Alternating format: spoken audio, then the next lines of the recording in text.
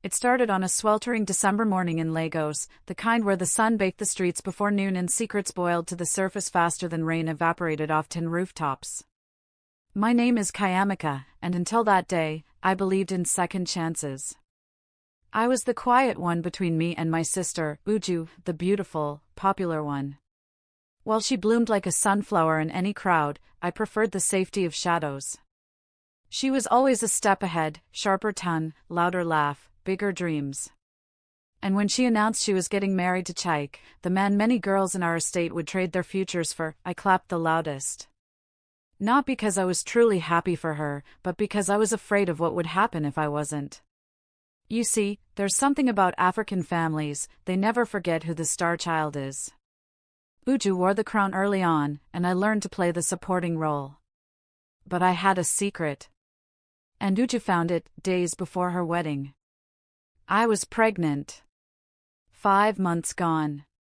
Barely showing, but just enough for someone observant or someone vindictive. It wasn't planned. The father? Let's just say, complicated. We weren't together anymore. He vanished the moment I told him. I hadn't even told my parents yet, waiting for the right moment, or maybe for courage that never came. And then Uju walked into my room one evening, holding my discarded scan photo in her perfectly manicured fingers. She smiled, but not kindly. I always knew you were messy, but this? Pregnant? At 24? Out of wedlock? Her voice was dipped in sugar but laced with venom. Please, Uju. It's not what you think. I'm just trying to. To what? She snapped. Steal my spotlight? I froze. What are you talking about? She stepped closer. This is my time, Kayamika. My wedding. My moment. And you think you can come here with your pitiful stomach and… I wasn't going to say anything. I was going to keep it quiet. For your sake. But Uju wasn't listening. Her eyes gleamed like a predator's. Let's see how quiet you'll be when I expose you in front of everyone. You think life's been hard for you before? Wait until they all know what kind of disgrace you are. I should have told someone then. Maybe our mother.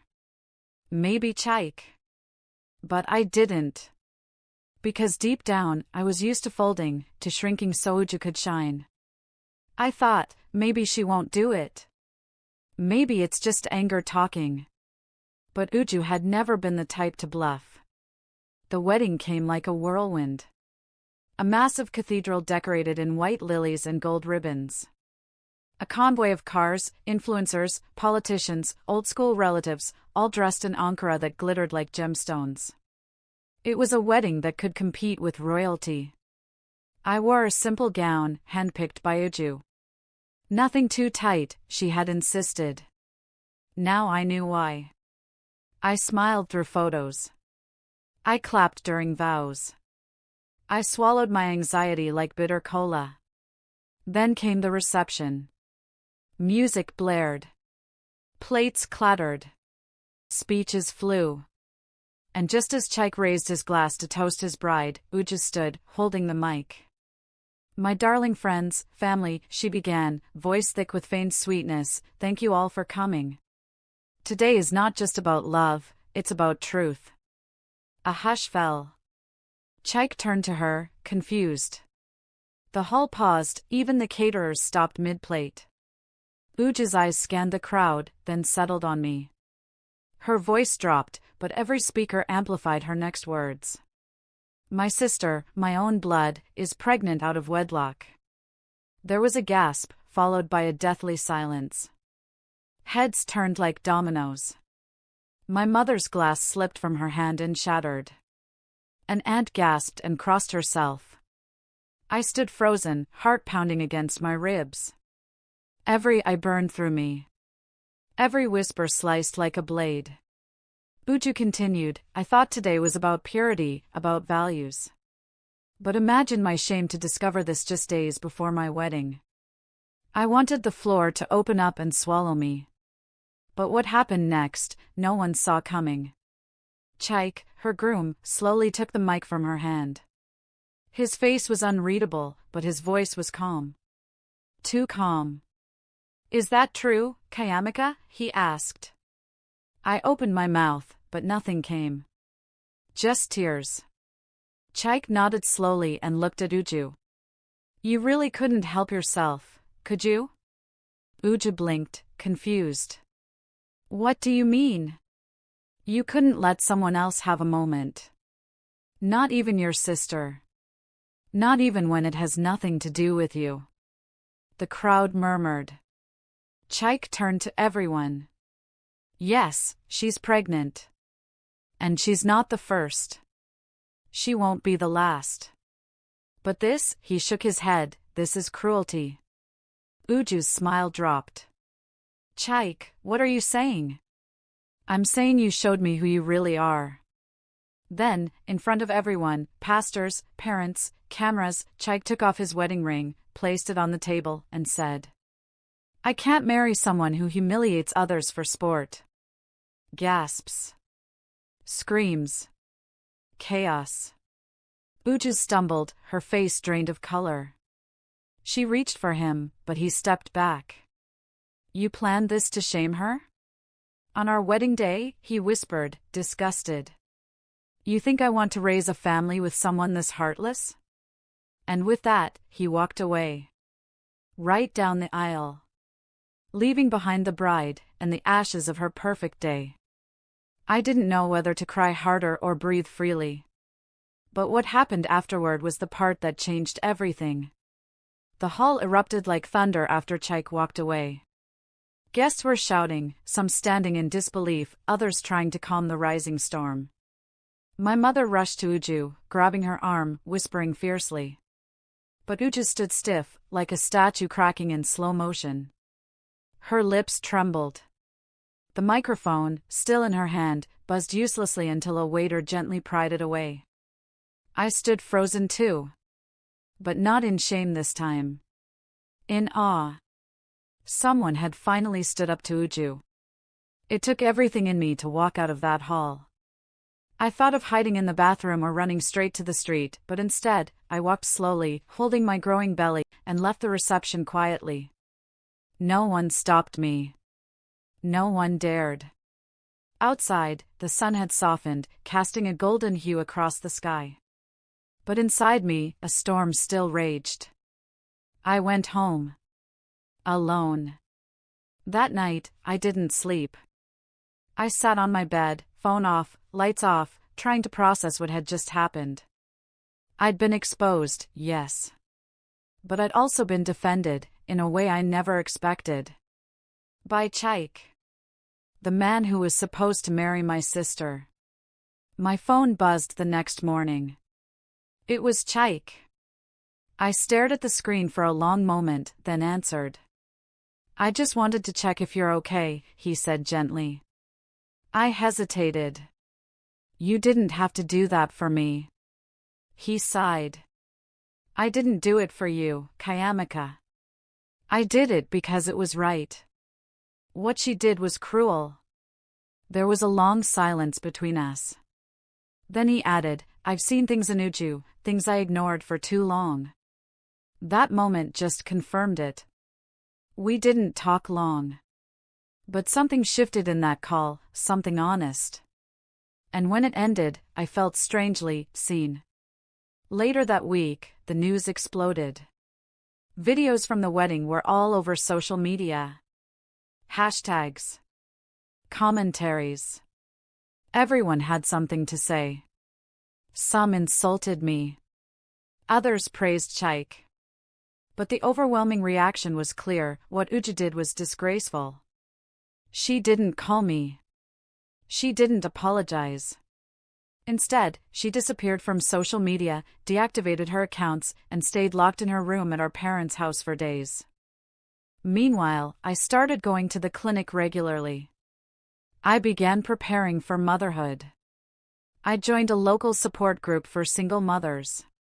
For the first time, I began embracing what was ahead, not running from it. Then one evening, 2 weeks later, Uju showed up at my door. She looked different, not in makeup, not in perfection.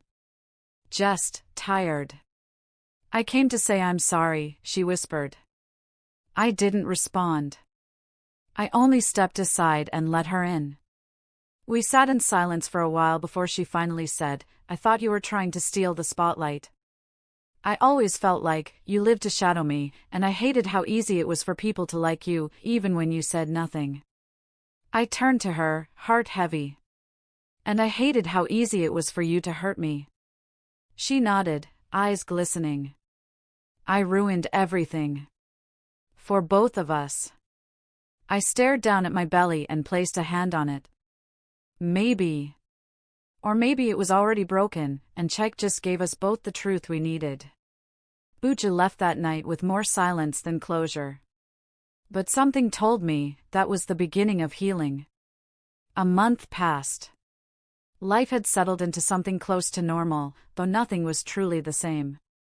Uju and I still lived in the same compound, but we didn't see each other often. When we did, it was awkward, but not hostile. Just two sisters learning to live in the aftermath of exposed wounds. The wedding disaster had shifted our family's dynamics. Our mother, once always taking Uju's side, became oddly quiet around her. And our father, he kept his distance from both of us, as if unsure who to be disappointed in more. But I no longer sought their approval. I had bigger things to focus on, like the growing life inside me. The baby was healthy.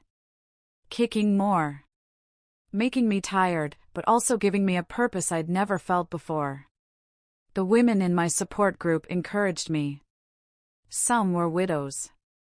Some abandoned. Some divorced.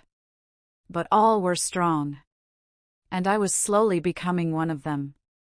One Saturday morning, as I walked out of the antenatal clinic, I saw a familiar figure waiting under a tree. Chike.